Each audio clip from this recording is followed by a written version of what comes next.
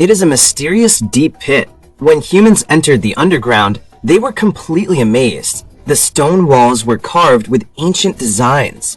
A stone slab was cut away and pushed open so hard that there was actually an ancient sledgehammer inside. The man slowly lifted the sledgehammer, and suddenly, lightning flashed in the sky, allowing him to control thunder and lightning as a result. The man's name is Eric, and he is a descendant of Thor, the god of thunder. He is a wanderer, wandering alone in the forest.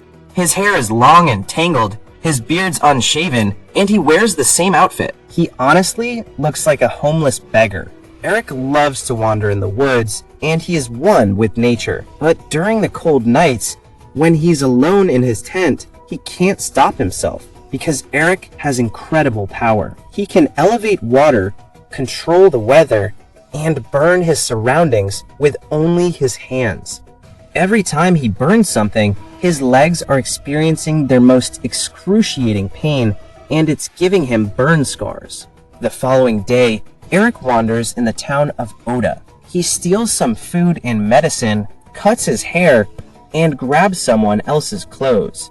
As he walks back to the woods, a car stops at him, wondering if he needs a ride or if he's lost. Eric ignores the young fellas inside the car, knowing they are tripping over him. But one of the fellas gets out of the car to walk towards Eric, whose name is Ollie. Ollie is quite pissed off at Eric for ignoring him and embarrassing him in front of his friends.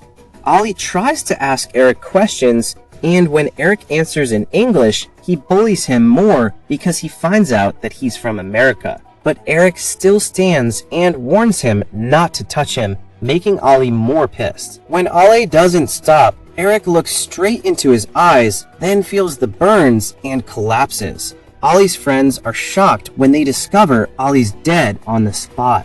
Eric tries to run away, but the teenagers call the police.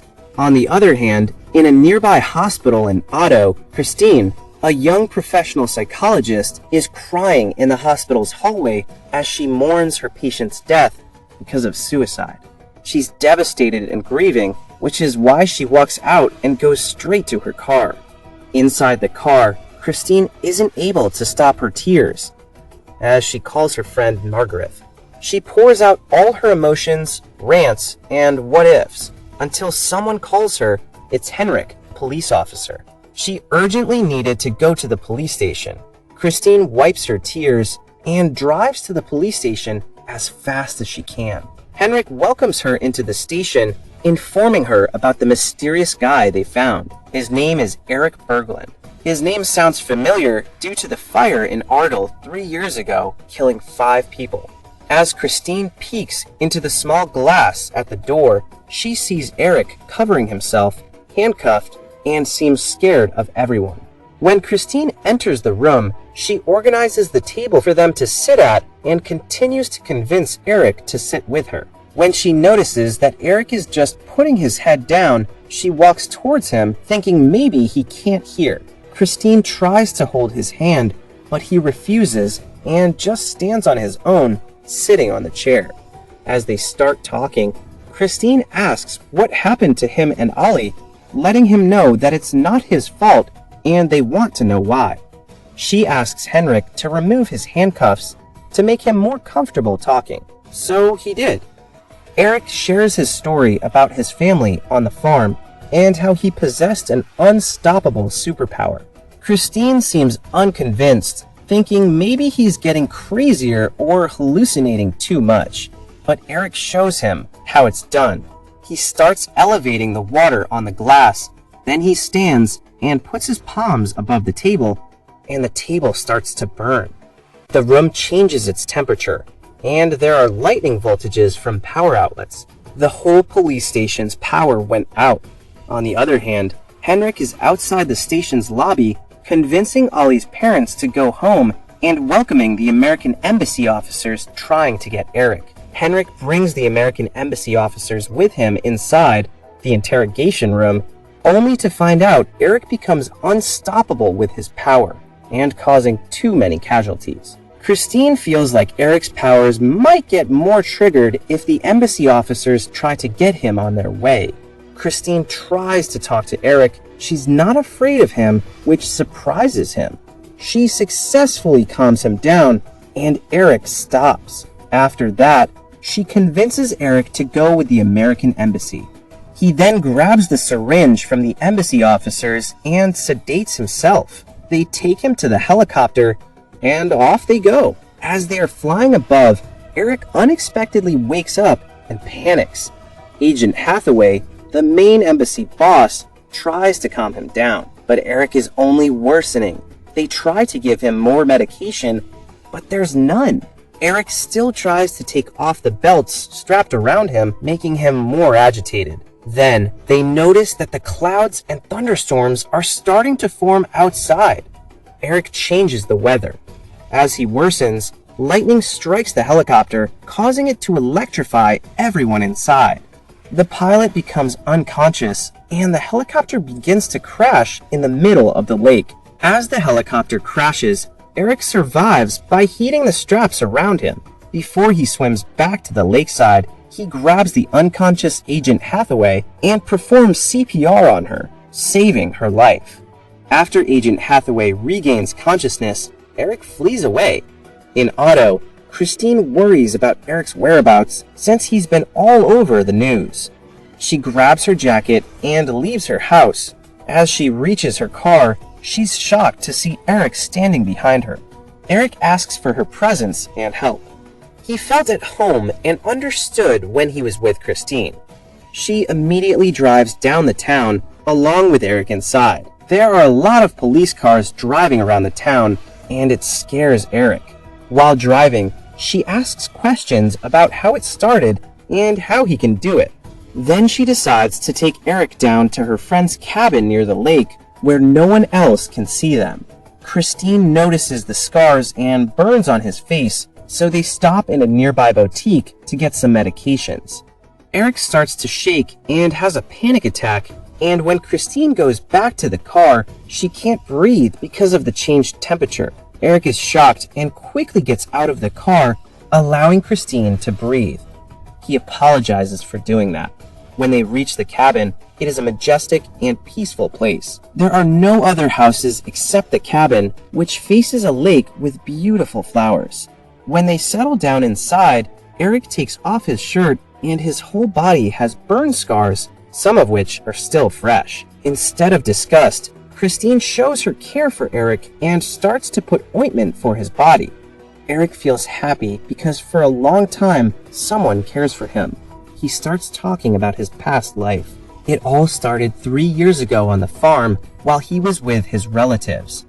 Then, an argument starts to arise, causing him to be mad. That madness causes the fire all throughout the house, and he runs away as fast as possible. He never went back and never heard anything from his family again. Since then, he's been living and wandering in the woods alone. After he tells everything to Christine, he falls asleep immediately. However, Christine calls Margaret about what she has done.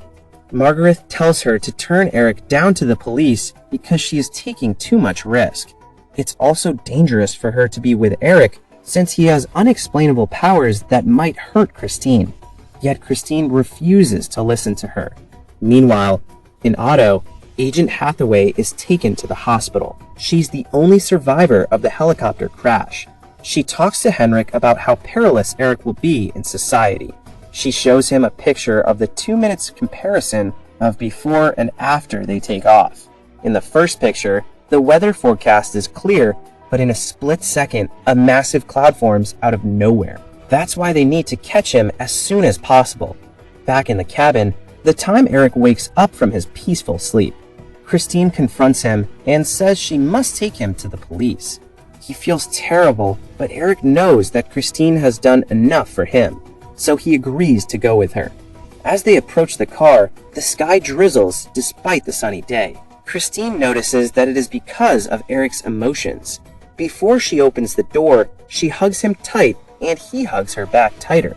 Christine realizes that she doesn't want to turn him into the police and wants to go with him to the farm instead. They start driving endless roads with picturesque views until they reach the port area where they ride a ferry. In the middle of their ferry trip, Henrik and Margaret are trying to call Christine's phone, but she just throws it away into the water for Eric's safety. They safely land at their destination and begin to drive again. Christine stops at a gas station to grab some food, and she leaves Eric alone in the car. When she sees in the news that both Eric and she are wanted, Christine drops off everything and runs out of the store, only to find out that Eric is not inside the car.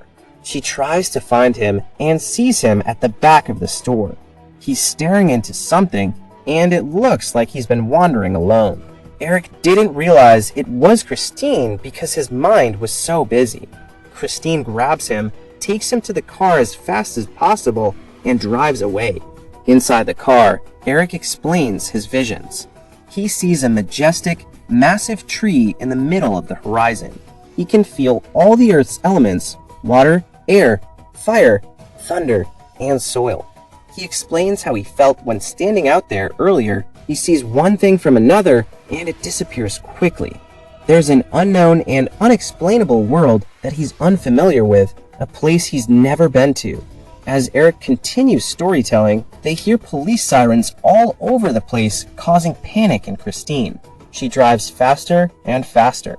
In the middle of a zigzag road, there's an enormous 16-wheeler truck they're trying to overtake. The road is too tight for their car and the truck, causing a near-death accident.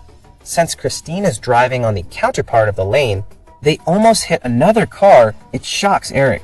The car blows up with his shock, and the lightning voltage comes everywhere again. The truck behind them stops, and instead of bad-mouthing them, they ask him if they can ride. The truck driver agrees and lets them in, believing Christine is just concerned for her sick boyfriend. On the other hand, the Norwegian police and Agent Hathaway find their blow-up car in the middle of the road. Agent Hathaway is afraid that Eric might cross over the bridge and return to the farm where he might get his powers. Henrik alerts every police to watch both sides of the bridge. However, the truck approaches the bridge. The truck driver notices that there are checkpoints and police everywhere. He immediately gets off the truck and runs away. Eric knows what he needs to do next, turning himself in. But before he opens the door and gets off the truck, he grabs Christine and passionately kisses her. Christine kisses him back and tries to hold back her tears. Then, Eric gets off and puts his hands up. The police slowly walk towards him, pointing big guns all over his body. When Christine realizes they might hurt him, she immediately gets off the truck and tries to stop them. The police grab her and put her down, facing the road. It triggers Eric and negotiates with the police to stop, but they don't listen. Eric's emotions start to stir up, and the sunny day quickly forms clouds and thunderstorms. It looks like a massive super typhoon is covering up the whole area. In a split second, there are thunderstorms everywhere. Eric can control them all. He puts out his hand, causing more power for the thunderstorms. The lightning strikes the bridge and the people surrounding him. Eric becomes more powerful. He's unstoppable. Christine still walks towards him despite the danger she's in. She tries to talk to Eric and calms him down. Though the police are still nagging him, all he hears is Christine's voice. The lightning strikes Eric, causing him to pass out. Christine cries out for help, and Henrik immediately drives to their spot and picks them up. Henrik witnesses everything Agent Hathaway says to him, amazed and left speechless. There are many civilian people too, trying to capture the event and quickly spreading it to the public. Henrik tells everyone he will take Eric to the nearest hospital and commands them to secure the area from the public. While driving, Henrik finally understands Christine what she did. He wants to help them now. They're just listening to the radio the whole trip, and Eric can't help but laugh when he overhears the announcer that the public calls him Thor, a Norse god of thunder. On the other hand, Bjorn, Ollie's father, is also driving to the hospital. He wants to kill Eric, taking revenge for killing his son. Contrary-wise, when Henrik's car arrives at the hospital, they immediately put Eric in the emergency room. There, his heart becomes a flatline. Everything went white until Eric regained consciousness inside the MRI machine. He rapidly becomes anxious, but he hears Christine's voice. Now he's telling her how his visions went by. He sees the Ice Age era but he doesn't know how he got there. As Eric continues to tell about it, the doctors are astounded by what they see. In Eric's scans, almost half of his body is burned and most of his organs too. It's impossible for him to still be alive. The radiation starts to hurt Eric's body, making him agitated and creating lightning voltages again, until the power at the hospital went out. The other doctors and nurses panic because other patients start to lose their oxygen due to a power outage. One boy patient in the ICU is having a cardiac arrest since there's no power for the defibrillator. Eric walks towards the ICU area trying to save the kid, until he hears someone from behind clicking a gun. It's Bjorn. Bjorn can't hold back his tears as he tries to remember Ollie's death. Eric apologizes for what happened.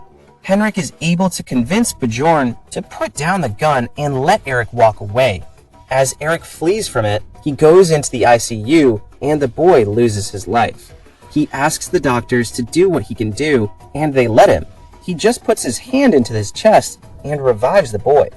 Everyone in the room is shocked by what he has done. After that, they let him go quickly to the farm where he needed to be. When they go outside the hospital, many people are waiting for him. Calling his name and getting his attention, he's now everyone's hero. Henrik takes Christine and Eric with him in the car. While driving, Henrik hands out a book he finds in the hospital's library about Thor. Christine reads it out loud to Eric since it's written in Norwegian. The story tells that the sons of Thor built ruins after Thor died in Ragnarok. After that, Henrik shares his theory that maybe the farm Eric is talking about is the ruins that Thor's son built, or perhaps he's a direct descendant of them. That makes Eric more curious about who he is. As they reach the farm, Christine and Henrik are the first to walk into the burned house. Eric is quite hesitant to go since he remembers his family. Though he feels weird, Eric continues to go with them. Then, in a split second, he is on his knees on a particular part of the floor. He says he can't move. Christine helps him to stand up, and they all find out that there's a headstone lying on the ground. Henrik calls for the team to excavate. Meanwhile, Agent Hathaway calls her men to stand by and watch out Eric's moves. She prepares 2 snipers who are ready to shoot Eric anytime. The excavators arrive at the scene and they start digging. After digging the headstone, there's a big hole in the bottom.